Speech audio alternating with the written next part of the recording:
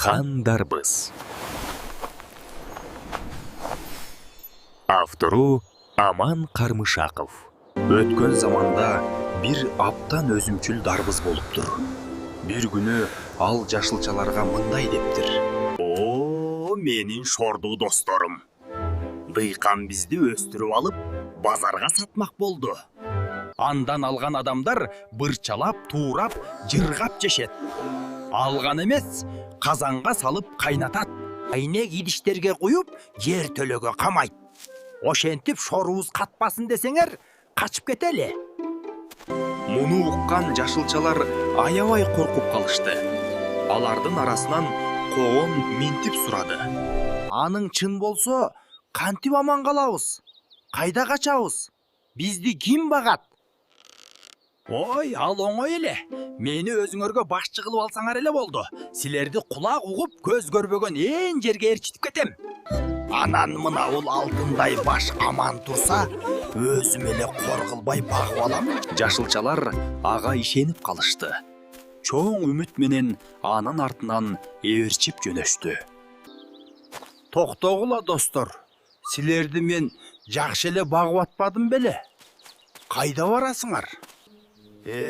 Сен бизди алдап атасың. Эптеп өстүрүп алып, базарга алып барып сатып жибересиң." Ооба, алдап атасың. "Ой, алдап эмне кылмак элем?" Дыйкан башка сөз таппай мукактанды. Ошентип алар дыйкандын сөзүн укпай дарбыздын артынан жөнөштү. Көз алдыларына бир укмуш бейиштин төрү элестеп, бирин бири жетелешип жүрүп отурушту.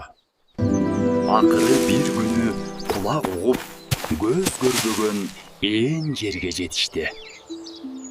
Дарбызды башчылыкка көтөрүп, куунак күндөр келди.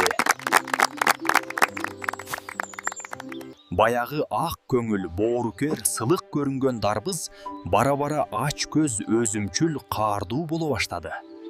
Башында күнөстүү, сууга кенен жерге отурукташкан жашылчалар таштак жерге көчүрүлдү. Ал жерлерди дарбыз өзү ээледи. Көзүнө эмне жакшы көрүнсө ошону алды. Эмне даамдуу болсо ошону шимирди.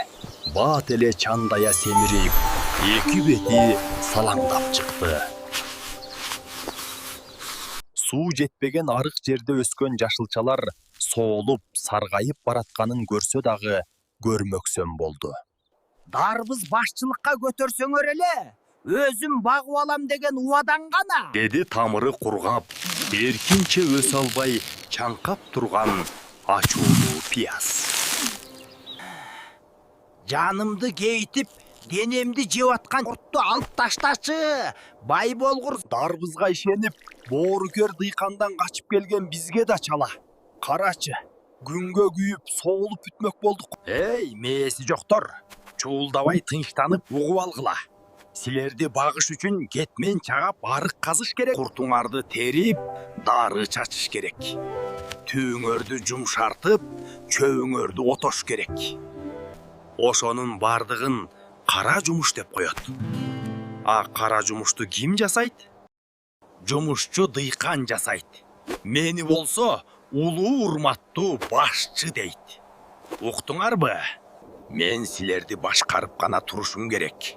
Мындан ары өзүңөрдүн жаныңарды өзүңөр багасыңар. Эгерде кимде ким ушундай суроолорду берип, дагы тынчымды ала турган болсо, ошол замат башын кыя чабам." "Эй, дарбыз! Сен өзүңдөн башканы ойлобогон жеткен өзүмчүл экенсиң.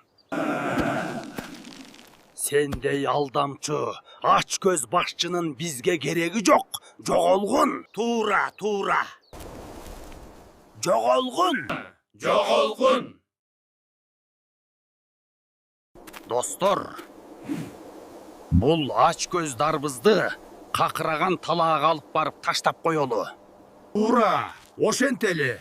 Ал өз энчисин ошол жерден алсын." Жана эле эч кимди теңине албай каарданып турган дарбыз эми коркконунан көздөрүн алайтып, кетенчиктей баштады.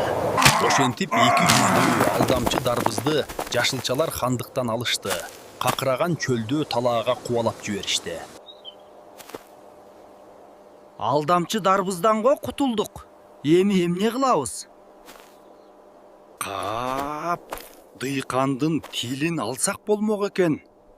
Ал бизди кандай жакшы бакчы эле бом. Туура, биз дыйкандын жакшылыгын билбептирбиз. Кой, кайра барып кечирим сурайлы. Ал кең пейил жакшы киши, кечирет болуш керек. Жашылчалар аны туура көрдү. Анан алар ээрчишип, дыйканга келип, кечирим сурашты. О, камкор дыйкан. Бизди кечириңиз. Дыйкан аларды кечирип, кучак жая тосуп алды. Ак чөп башта, баарын кайра баштайлы. Биз эми сизди таштап эч жакка кетпейбиз. Ошентип жашылчалар өз орундарын таап, дыйкандын мээримине бөлөнүп, жырга өстү.